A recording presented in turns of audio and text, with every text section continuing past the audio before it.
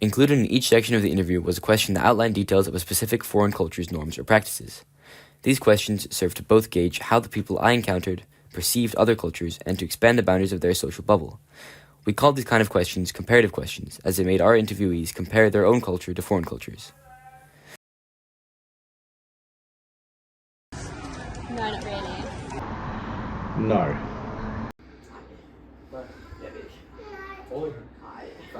Vi er gift, og han er døbt, men... Ja, men det er egentlig også det. Ja. Ja. Ja, altså. Yes. Buddhist. Buddhist. Okay. Atheist. You're atheist. Okay. Me too. No. So you know what? More than 70% of Vietnamese people claim themselves atheist. Atheist. Okay. Yeah. Well, that's funny. The last two people I interviewed were Christian, and I thought Buddhism was Yeah. popular. So yeah. for the rest, 30% of the population, that's Buddhism. Okay. Both Buddhism and Christianity have also played significant historical roles in shaping the nation's cultural and ideological composition. There is no historical consensus on the arrival of Buddhism in Vietnam, but experts have concurred that it came either directly from India in the 2nd and 3rd century or via Chinese influence in the 1st and 2nd. Regardless, by the 2nd century CE, Vietnam had a thriving Mahayana Buddhist center. The ideology has greatly affected numerous aspects of the nation's culture, influencing everything from art and architecture to social values and philosophy. The introduction of Christianity, on the other hand, is far more straightforward. It was initially introduced by European missionaries and began to gain traction amongst the nation's other dominant religions during French colonialism, from the late 1800s to the 1950s. Unlike Buddhism, Christianity hasn't had a significant effect on the nation's culture. It has been introduced relatively recently and thus hasn't been able to trump pre-existing traditions. It has, however, greatly contributed to the westernization of arts and music.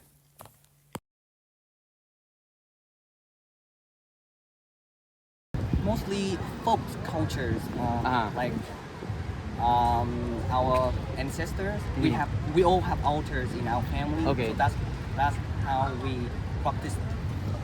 If you want to call it religion, then Yeah, okay. So it's more traditional and cultural rather than, okay. traditionally, yeah. Yes. I went to a religious school, but we're not overly religious. I grew up Christian. Okay. My church Baptist, and just eventually came around to Buddhism. Okay.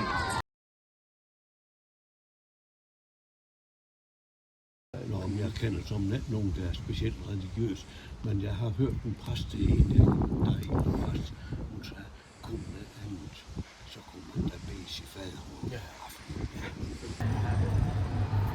I don't know because I'm not religious, right? But from what I know, my friends, my relatives, right? Yeah. It's quite difficult because if you are like, if you follow Catholics, for example, then you have to convert or something, right? Okay, yeah. So for us, I think it's difficult, really difficult for a couple want to get into together. I understand. Yeah. Yeah, very strong, definitely. Very strong. So most people you meet will be practicing a religion? I would say 60% yes. 60%? That I know. Okay.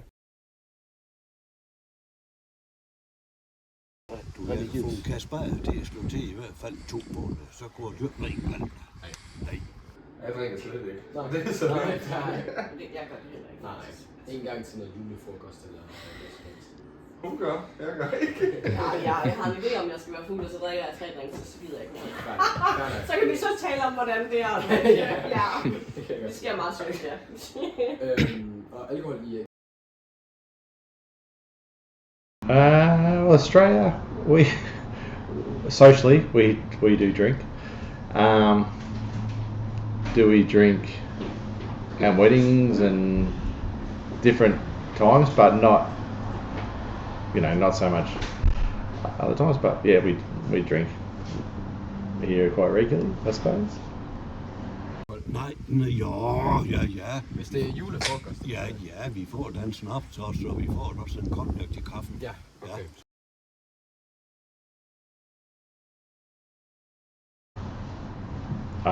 Up to the age of, it's in Australia we can drink at 18. Before that a little bit here and there with the family, but after that we drink, but socially and here and there. Altså, nej, ikke sådan i mit liv. For dig så er det da sådan lidt Det mere er ganske normalt. almindeligt. Ja, snaps til frokost til weekend, hvor jeg kommer fra og øl. Men ellers ikke, Men nej. dine forældre er også lidt ældre end mine, jeg tror, det har noget at sige. Ja, det er den eneste måde.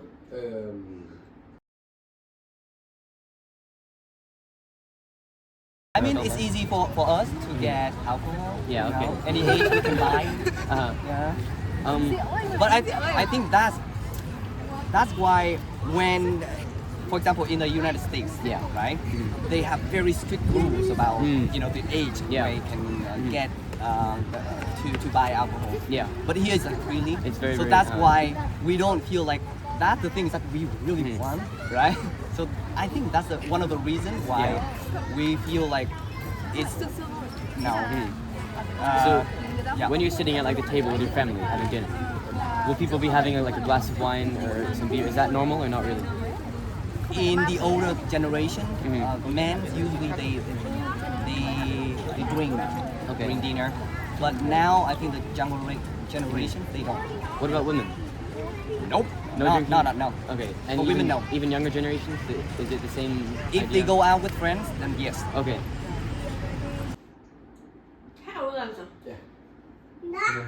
Nej, ikke så Det tror jeg sådan. ikke. Jeg tror ikke, folk drikker flere øl her, end de gør andre steder. Nej. Vi har jo sommerfesten herude, så ergo, der spiller alkohol selvfølgelig ind for alle herude, tror jeg. Det er der, man er børnefri den ene gang om året jo. Men altså ikke mere end det. Nej, det er mest bare for undskyld jo. So, Is youth drinking a problem here or not really? I think some parts of Vietnam there's drinking problem, but by and large, then no. Yeah. Okay.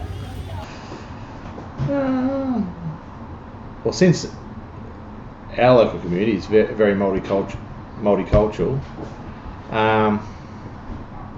I suppose it has had some effects, but as a whole for us as Australians, not overly. There are some people that drink to excess, and there are people, but not. It's not too bad.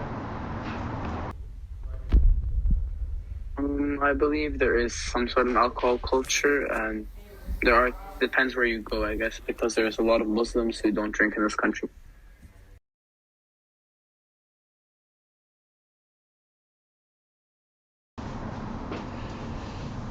It would affect us quite a bit, I think, because we are a very warm and social drinking country. I think people do drink socially, but what effect would it really have if they banned it? Other than a fair few people being quite annoyed, I don't know how it actually affect us overall. But Australia does have a name for being a drinking culture. So how it affect us, I don't know. I believe it would definitely ruin party culture, as I know there are a lot of people around my age who do drink. Even though they're not the people I choose to surround myself with, I know that there are people who do drink a lot. So would it be catastrophic, or would it just I believe it would make a big impact. Hvis det bliver ulovligt, så gik det rive galt da. Det er gjort det da. Det er jo også skidt da. Okay, it really depends where it is. If it's in Beirut, then yes, I think it would be a big impact because many citizens will just be against it, and it's just gonna cause a big problem situation, all that. A bit about alcohol culture. Let's take two extremes, Denmark and Iran. Denmark has had the record for most drunk youth since 1985. This is based on young adults younger than 20 years who consume 5 or more drinks in the span of one event. Denmark is placed in between the so-called wet and dry alcohol culture. The wet alcohol culture, which is widely spread in the southern parts of Europe, like Italy, is where alcohol is usually consumed together with a meal. The dry alcohol culture is mostly found in the northern parts of Europe. Here the goal is to get as drunk as possible, and alcohol is usually consumed at parties. The reason for this culture vary. The Danish legislation around alcohol is more loose than most other countries. For example, all ages can, in principle, drink. However, you need to be at least 16 years old to buy alcohol. 16-year-olds in Denmark are allowed to buy alcohol with an alcohol content of 16.4% or less. This is different from most other countries where you have to be at least 18, and in some cases, like the US, even 21. This makes alcohol very easy to obtain, also because not all cashiers demand identification when with the purchase of alcohol. Another big reason for the alcohol culture in Denmark is the idea that being drunk is a part of Danish culture and heritage. That is something that it is something that we've been doing since the era of the Vikings.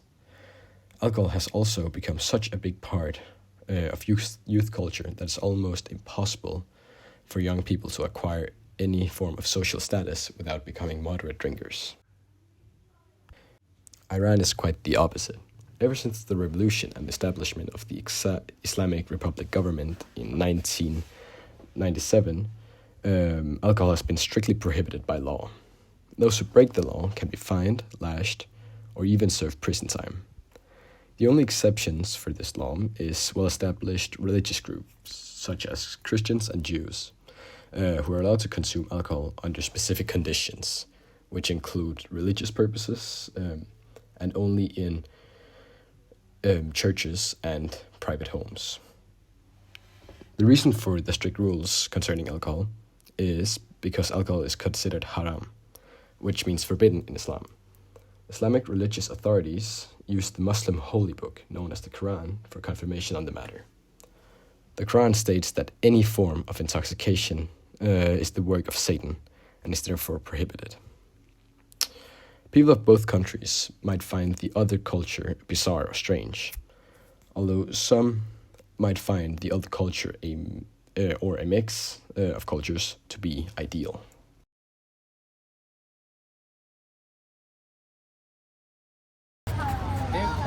Very close. Yeah, Vietnamese people, I can tell that Vietnamese people, we think that family is the most important thing. Yeah. And we don't want to, like, even for young people, my friend, so I'm going to tell you about my friend. She has the opportunity to go abroad to study or to work there, right? But she refused that, put down that opportunity just because she wants to be close with their parents. So that's tell you that, like, we're very close.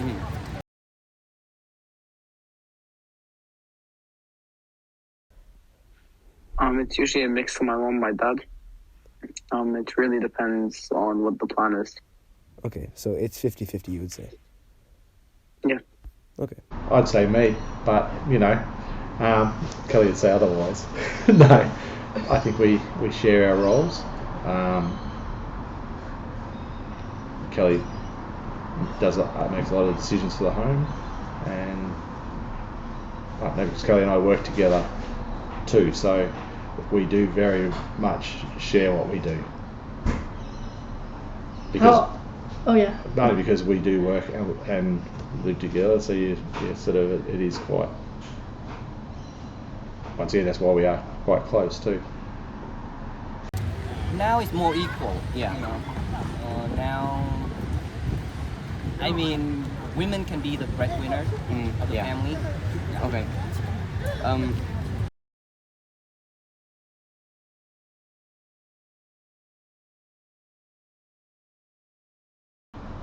I like the idea of having family and multi generations together, but as a whole, we have a lot of space and a lot of room, so we can have homes and separate. So I think, when you think about how close are we, we're not that close because we're not living all together. But how would it affect us? Yeah, quite a bit, because I don't know if I could live with my parents all the time. As far as I don't think I don't know. It's just a different cultural thing, I think.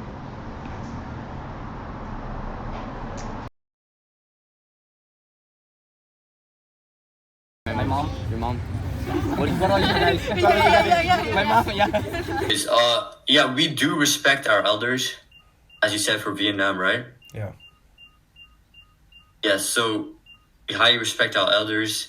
It's like a part of a tradition. For example, if we're in a situation where, like, for example, me and an elder, and there was like only one chair, it's part of like the culture to let the elder sit down.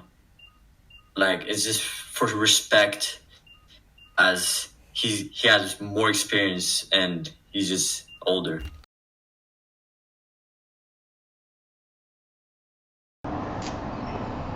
There's two ways, I think. There's things I do like about it, but there's certainly things I don't like about it. I don't like that our ways and beliefs are starting to be watered down because we are taking on more and more people into the country.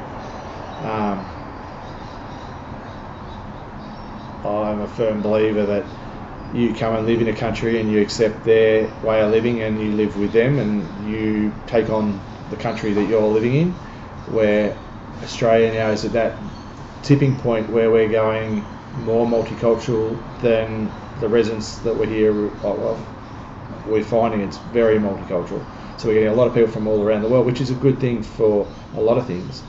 But we're also getting a lot of problems because people bring their problems from other countries to Australia rather than living here harmoniously. I can't say it now. I can't get it right.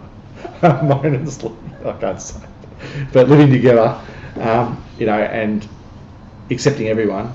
People that we're finding that we are getting issues where different cultures are coming and bringing their problems from their own countries here and fighting here, and that's not great.